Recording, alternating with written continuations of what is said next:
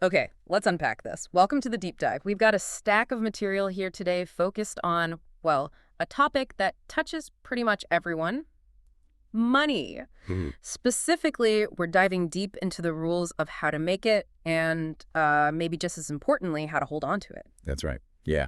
Our sources today are pulling heavily from Richard Templar's book, The Rules of Money. So, the goal for this deep dive, as always, is to sort of extract the most important nuggets of knowledge, Yeah. get you well informed quickly on some core principles. Well, principles presented in this material for building and keeping wealth. Exactly. Our mission is to guide you through the key insights from this material on gaining prosperity.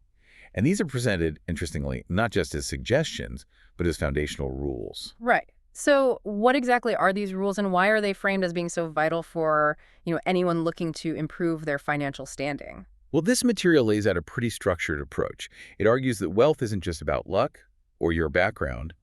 It's more about understanding and applying certain principles consistently. It's less about finding, secret tricks and much more about developing discipline and perspective. It starts with a really big idea, doesn't it? Really sets the stage. Rule 1, anyone can be wealthy. Just apply yourself. This rule is essentially the bedrock. The core insight here is that money itself doesn't discriminate. It doesn't care about your race, your class, what your parents did, Right. or even who you think you are right now. Each day is kind of presented as a clean slate, offering the same opportunities to everyone. Or so the source claims. And the primary barrier, according to this source, isn't external things, but, well, yourself and what it calls your own money myths. Yeah, those limiting beliefs you hold about money and what's possible for you. It contrasts the wealthy, who apparently step up and said, yes, please, I want some of that, with others who essentially say, no, thank you, not for me, I'm not worthy. Precisely. The argument is, if you have the capacity to even engage with material like this, you likely have the inherent power to build wealth. It's framed as something that's absolutely doable. Even if it's hard work. Oh yeah, definitely hard work, but doable. Yeah. And rule 1 is the foundation because accepting that it's possible for you, that's the necessary first step. All the other rules are really about the application of this belief. Okay.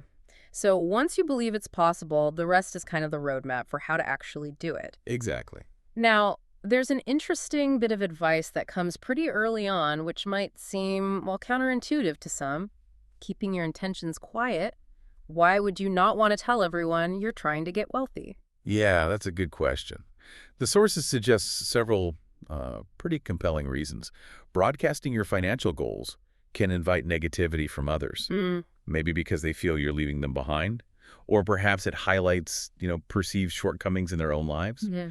And that kind of pushback, it can be incredibly discouraging. Right. Makes sense. And if everyone knows your plans, you might face unexpected competition, or worse, you risk giving away your best ideas. Exactly. The material is pretty firm on this. Yeah. Others discussing your private business is rarely beneficial. Plus, you run the risk of sounding preachy, don't you? Or like you're trying to convert people. Absolutely.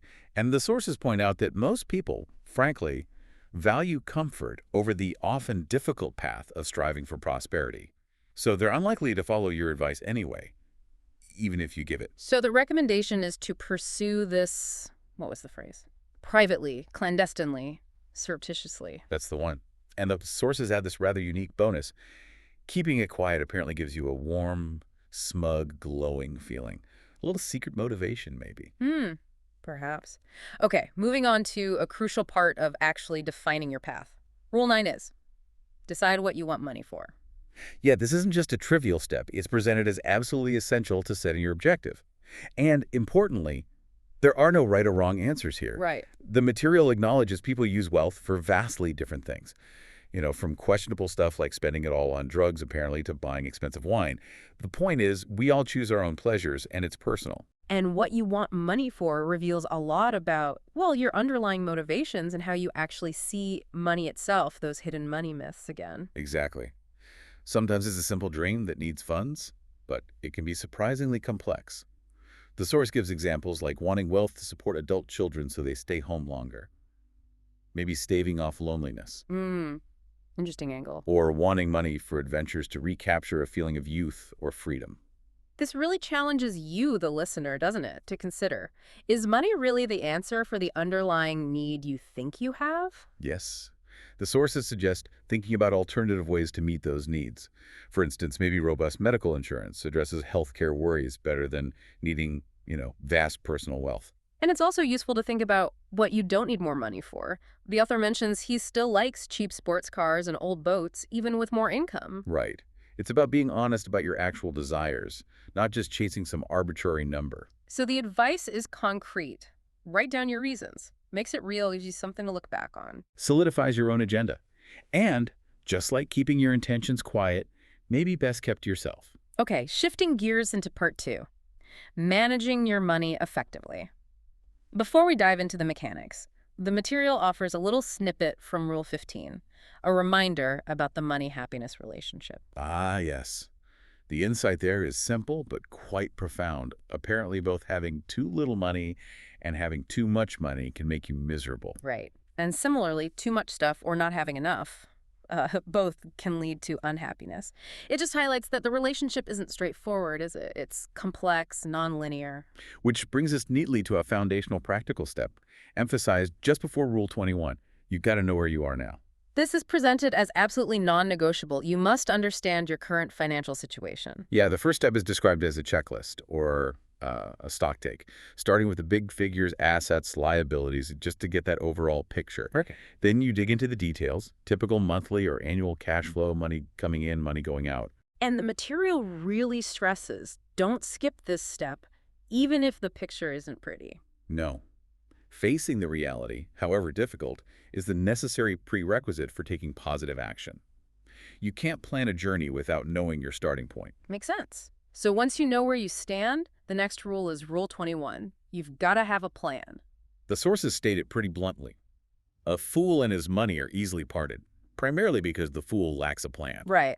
A plan stops you making impulsive decisions, like frittering cash away. Or spending instead of investing, or letting potentially great business ideas or career moves just drift away.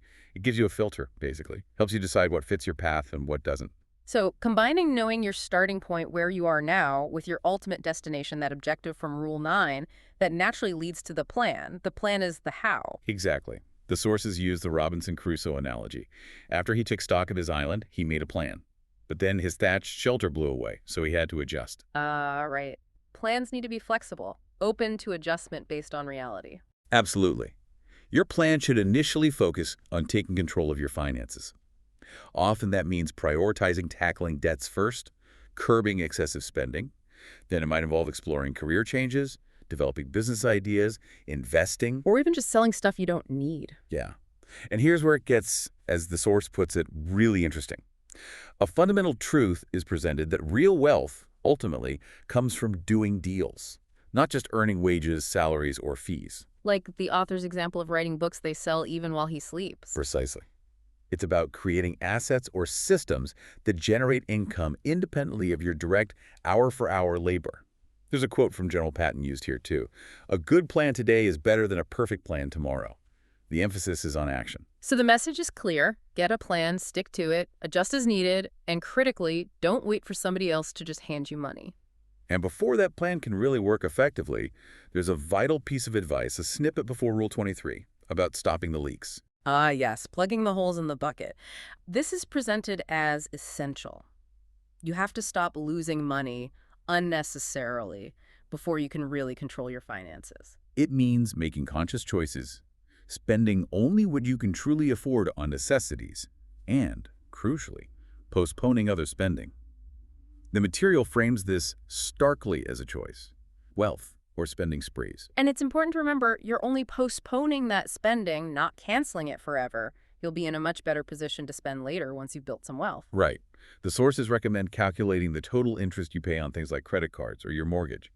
Understand the real cost. Make sure you're not paying more than you absolutely have to. And keeping a record of everything you spend, even just for a week, is advised. Apparently, it's a powerful way to spot those unexpected leakages. And watching out for those hidden drains, direct debits, subscriptions, things that are wrong, too high, or for services you don't even use anymore. Yeah, those sneaky ones. The sources underscore this point with a sharp observation. The rich are eagle-eyed and miss nothing. Vigilance is key. Now, Rule 23 presents a rather provocative idea. It challenges conventional wisdom for many. Insurance pays someone, And odds are, it's not you. Yeah, this one directly confronts the common belief that you should insure against, well, every possible bad thing that could happen. So how does it justify that? The sources unpack the business model. Insurance companies set premiums specifically to make a profit. That means the total they take in from everyone has to be significantly more than they pay out in claims, Right, that difference is their profit. which effectively comes at your expense overall. The material claims that most people, over their lifetime, don't get back more than, say, two-thirds of what they pay in premiums. Wow. So the argument goes, it often doesn't make pure financial sense to insure everything you own, things like pets, minor property issues, appliances like washing machines. But surely there are exceptions. Oh, absolutely. The sources identify two specific instances where insurance is generally advisable. First, where it's legally required, like car insurance in many places. You just have to factor that cost in. Okay, that's unavoidable. The second is if you genuinely don't have enough accessible savings to cover a significant but specific potential lump sum cost if the worst happens. The example given is like a $1,000 vet bill for a pet emergency. Right, if you don't have that cash handy. Then paying pet insurance premiums might be worth it for the peace of mind, even if statistically you end up paying more over time than you would have without it. But for items with a clear, known maximum replacement cost, like that washing machine, The sources suggest asking yourself, could I comfortably afford to replace this if it broke tomorrow? If the answer is yes, the argument is that paying for insurance on it is likely just wasting money. so the practical advice is calculate your total monthly insurance premiums. Yeah, across everything you insure, and honestly consider what else you could do with that money each month or year. Because the point is, the shrewdest wealth builders, according to this material, cancel unnecessary insurance, and instead, they redirect that exact premium amount into a dedicated savings account. So the money remains theirs. Exactly. It remains theirs, it earns interest, and it's available for any emergency, unlike premiums paid to an insurer, which are just gone, unless a very specific covered event happens. Interesting perspective. Okay, let's shift focus slightly into part 3. Navigating risks and opportunities. Rule 26 gets straight to a core element. Decide your attitude to risk. Yeah, and there's no single right answer here. The level of risk you're comfortable with is entirely personal. The material really emphasizes that. And making that decision helps clarify your approach, like whether you're a hare or a tortoise. Exactly. It makes planning easier. The sources list several factors that should influence your personal risk assessment. Things like your age, your family commitments, your overall income and assets. And specifically, what percentage of your total wealth you're genuinely willing to risk losing. Right. And if you do decide to take on risks, the advice is to try and offset them. Diversify. Don't put all your eggs in one basket. What else should you consider? Well, how much stress or excitement the potential outcome causes you. The timing, are you looking long-term or for quick returns? The absolute maximum you could lose in a worst-case scenario. And, importantly, how much information you actually have about the risk. Less info usually means higher risk. It also prompts some self-reflection, doesn't it, about how you respond to uncertainty in life generally. Yeah, knowing your own coping mechanisms. And remembering that risk here doesn't automatically mean bad. It just means you don't know the outcome for sure. Building on that, Rule 27 asks you to think through the alternatives to taking a risk. Generally, we understand that greater potential rewards often come with greater risk. But the sources argue you must always consider the alternative. What happens financially if you don't take this specific risk? Can you give an example? Sure. Investing money in a potentially volatile stock market versus leaving it in a low-risk savings account. The return you could earn on the alternative, say 4% in savings versus maybe 0.5%, that's a critical factor. Right, and deciding if the higher risk investment's potential reward is worth taking? Exactly. That difference in potential return is sometimes called the risk premium. The source uses the example of late 2007. Yeah, it illustrates it vividly. Back then, savings rates were high, over 6%, while stock markets were falling. So there was very little premium, very little extra incentive for taking on equity risk. But when interest rates later plummeted, Equities looked much more attractive, not because the stock market itself fundamentally changed overnight, but because the alternative, leaving money in savings, offered a much lower return. The comparison shifted. got it.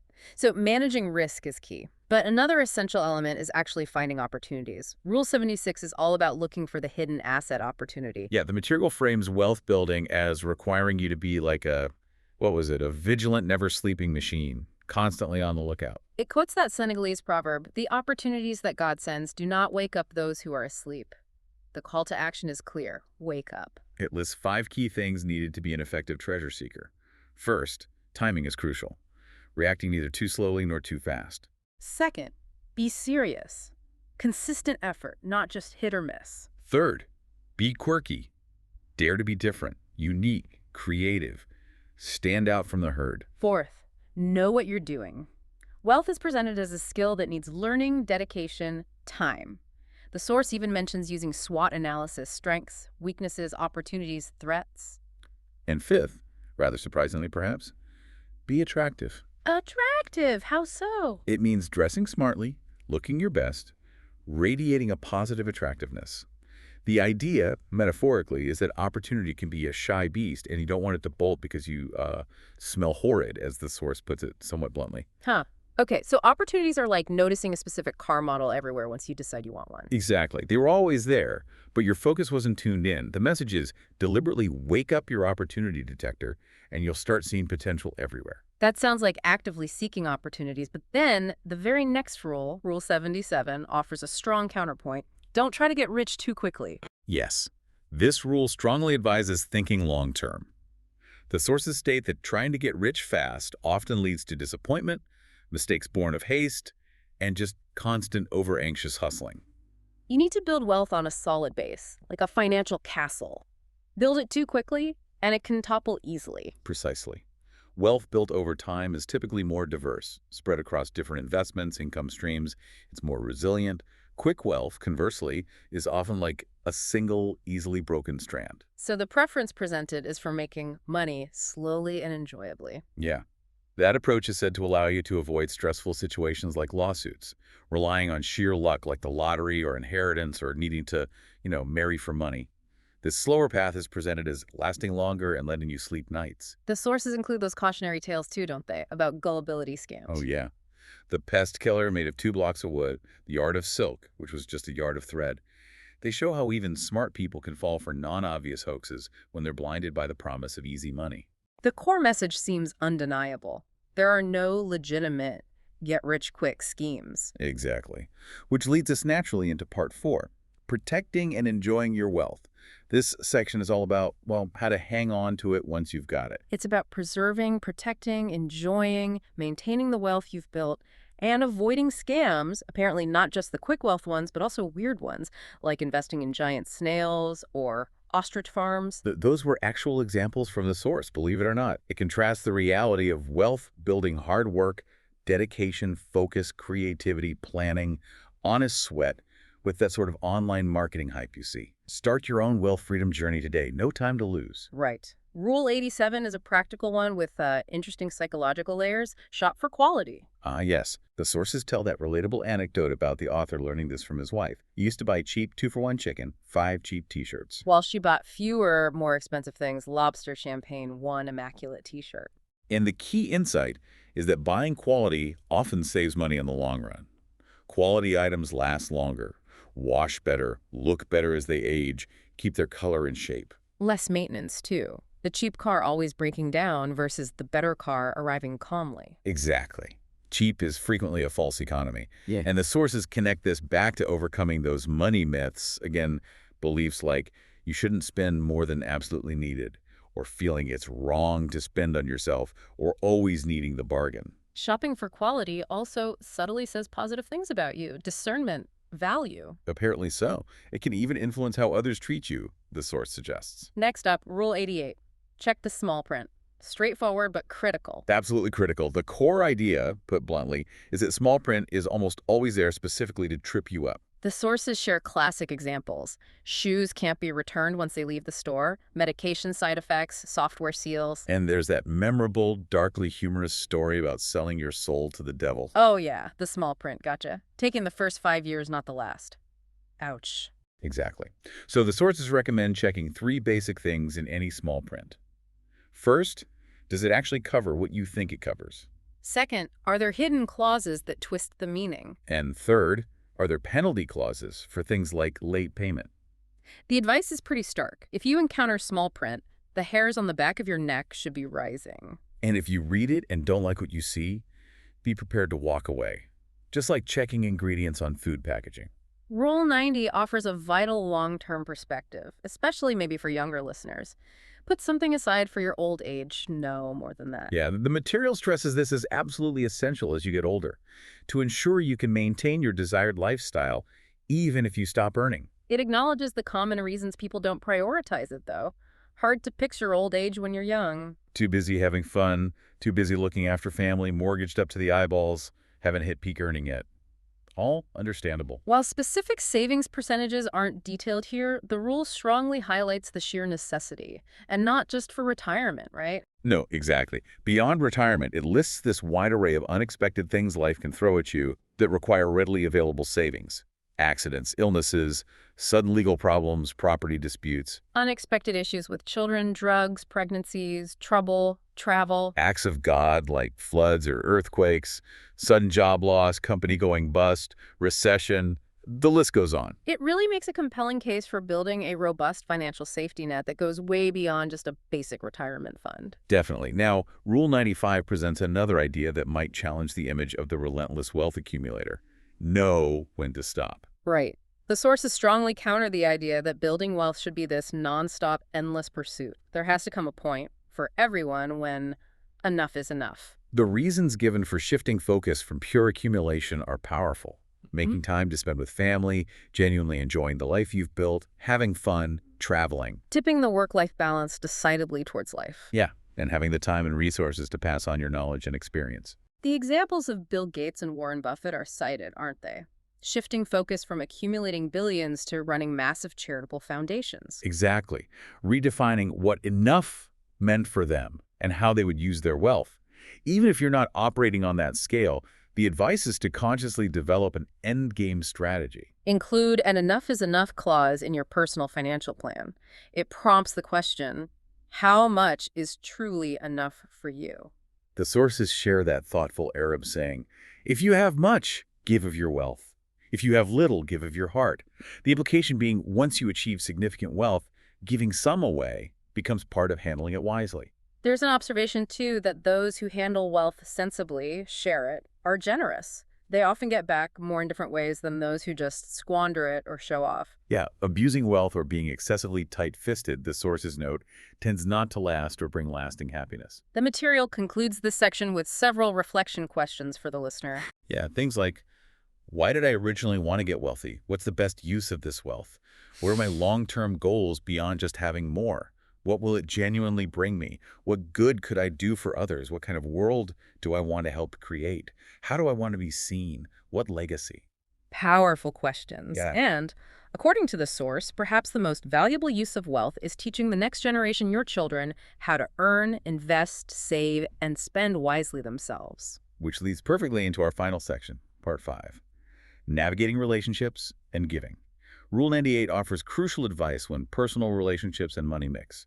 Don't lend, take equities. Right. Be very cautious when friends or family ask for a loan, especially for a business project. Instead of just yes or no, the sources suggest considering alternatives, taking a stake in the venture rather than just lending money. Like taking equity and ownership stake. Yeah. Or a convertible loan, a loan that can later become equity. It aligns your interest with the business's success rather than you just being a creditor hoping for repayment. And if you're taking money into your own business, ideally, only from people with industry experience who understand the complexities. yeah. And, crucially, never, ever give voting shares away unless absolutely necessary.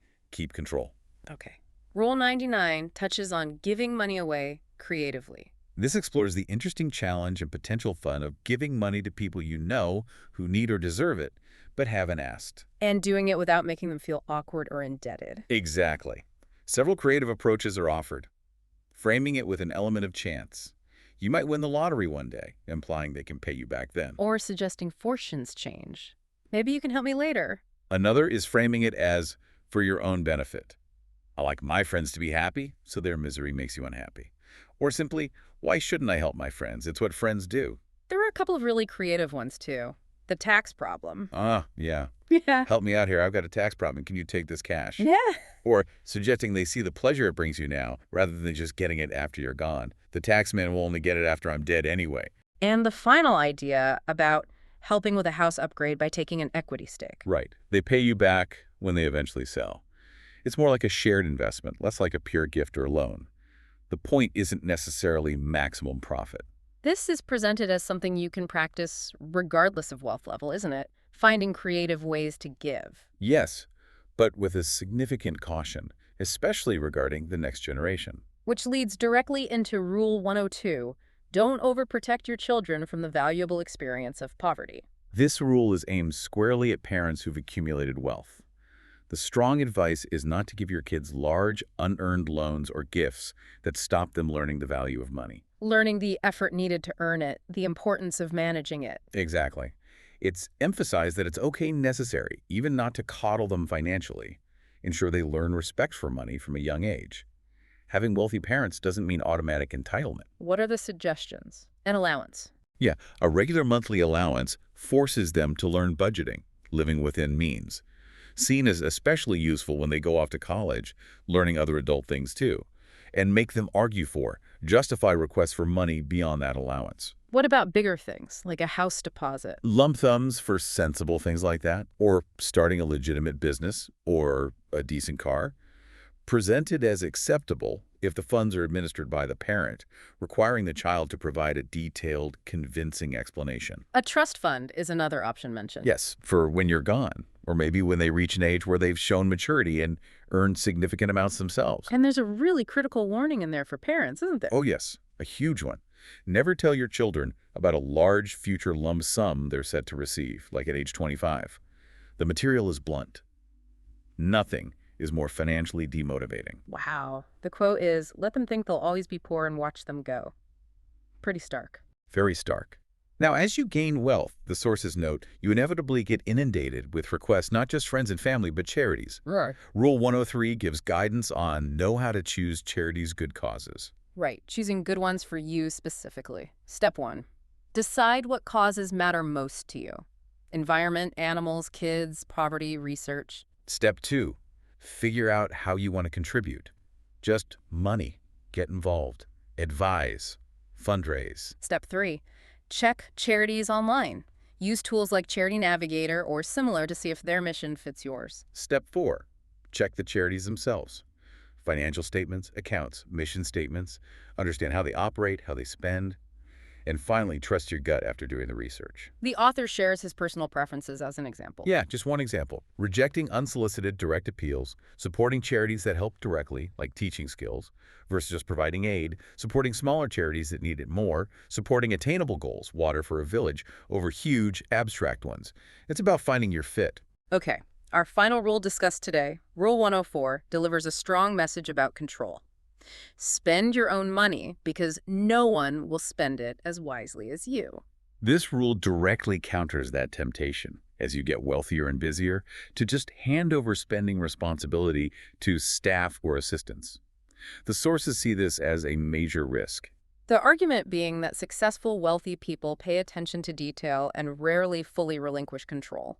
Exactly. Perhaps only when they become too old or incapacitated. The sources use that vivid example of the friend who let his gardener buy the gardening equivalent of a Rolls-Royce. And used caterers for everything, just signing checks without looking. The downsides listed are significant. You're likely to get ripped off, you won't get good value, you lose vital control, and you risk losing respect. Employees or service providers might see you as having too much money and not enough sense. The pink Bentley story. Getting sold something completely undesirable because you weren't paying attention. Precisely. So the strong advice is, retain control. Don't hand out credit cards freely. Don't give check signing authority without strict limits. Avoid personal shoppers for everyday things. Set budgets. Require proposals for big spends. Check the small print yourself. Connecting back to Rule 88. Question everything. Stay on top. Stay in control. And there's one piece of advice delivered with particular force. Ah, yes. No joint accounts. Ever. The sources see this as a fundamental risk to financial control and autonomy. Okay. Finally, in Part 6, just a brief snippet from Rule 107, highlighting reflection. Right. It's noted that achieving wealth isn't an endpoint. It's a time to pause, review, take responsibility for where you are, take stock. Echoing that initial step before planning, but now from a position of hopefully greater strength. So we've covered quite a journey through these rules, from the source material, from that foundational idea that anyone can build wealth if they apply themselves, the need for a plan, To managing risks, actively seeking opportunities, protecting the wealth you've built. and navigating the complex relationships money introduces, including how you give back. It's been a fascinating deep dive into not just the practical mechanics, but also the crucial mindset shifts presented as being required for both making and, crucially, keeping money. We definitely encourage you, the listener, to think about which of these rules resonated most strongly with you and, how you might start applying them in your own financial journey. And the source material leaves us with a final, perhaps surprising thought. It suggests that ultimately you shouldn't listen blindly to others, including the author of the book, and instead you should trust yourself. But, and this is the provocative thought, this raises an important question for you to ponder. How can you confidently trust your own judgment about money, especially when the very sources we've just discussed highlight just how many pitfalls, temptations, and outright hoaxes exist out there? It really challenges you to find your own core financial wisdom amidst all the noise and advice.